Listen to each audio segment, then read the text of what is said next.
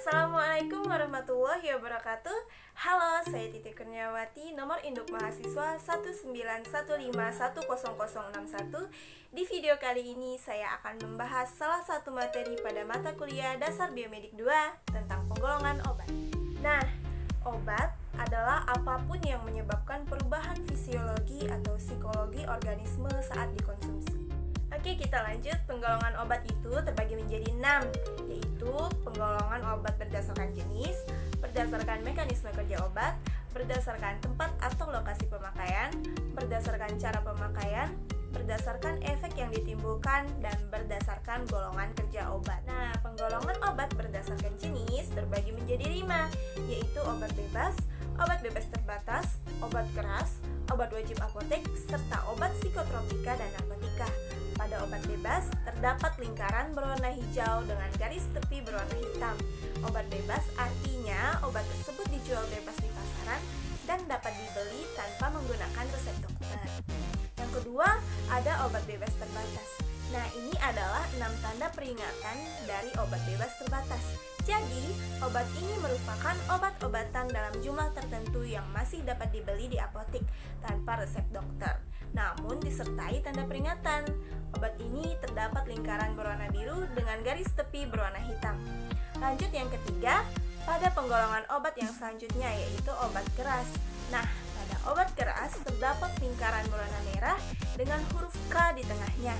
Merupakan obat yang hanya bisa diperoleh dengan resep dokter yang hanya boleh dijual di apotek. Yang keempat, obat wajib apotek, yaitu beberapa obat keras yang dapat diserahkan tanpa resep dokter, namun diserahkan oleh apoteker di apotek. Tujuannya untuk memperluas keterjangkauan obat untuk masyarakat. Dan yang terakhir, ada psikotropika dan narkotika, yang dimana psikotropika menyebabkan perubahan khas pada aktivitas mental dan perilaku. Narkotika menyebabkan penurunan atau perubahan kesadaran, hilangnya rasa, mengurangi sampai menghilangkan rasa nyeri, dan dapat menimbulkan ketergantungan. Nah, teman-teman, dalam penggolongan obat berdasarkan jenis pertama terdapat pada daftar obat esensial nasional, yaitu daftar obat terpilih yang paling dibutuhkan, dan jenis kedua adalah obat generik. Lanjut ke penggolongan obat yang selanjutnya, yaitu obat berdasarkan mekanisme kerja yang terbagi menjadi 5 bagian.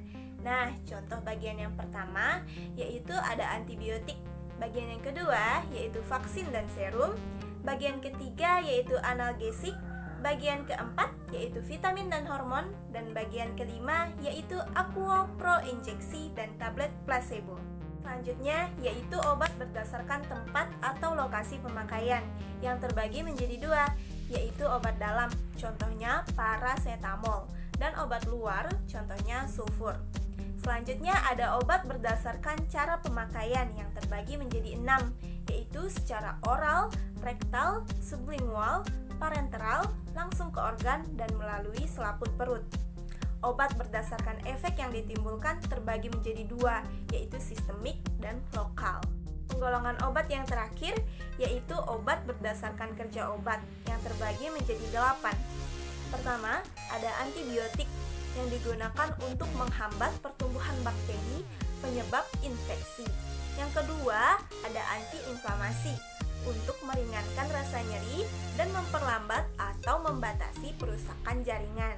Yang ketiga, ada antihipertensi, digunakan untuk menurunkan mortalitas dan morbiditas kardiovaskular. Yang keempat, ada antikonvulsan untuk mencegah dan mengobati bangkitan epilepsi dan non-epilepsi. Yang kelima, ada antikoagulasi, digunakan untuk mencegah pembekuan darah dengan jalan menghambat pembentukan atau menghambat fungsi beberapa faktor pembekuan darah. Yang keenam, antihistamin sebagai mediator penting pada reaksi alergi tipe segera dan reaksi inflamasi.